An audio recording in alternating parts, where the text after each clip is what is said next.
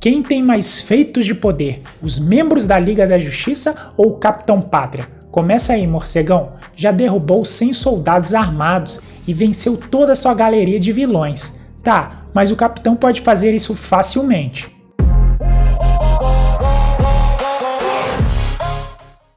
Bom, já venceu o Superman algumas vezes, já sobreviveu a um combate mano a mano contra o Flash Reverso, já derrotou a Liga da Justiça. E você, Flash, já foi capaz de correr nas nuvens, já dominou o anel do Lanterna Verde, já venceu o Superman várias vezes na corrida e salvou o multiverso do Anti-Monitor.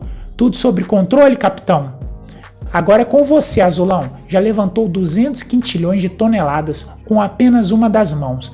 Conteve o poder de um buraco negro na força bruta, destruiu um sistema solar com um espirro, carregou o Sol para perto da Terra, entre muitos outros feitos.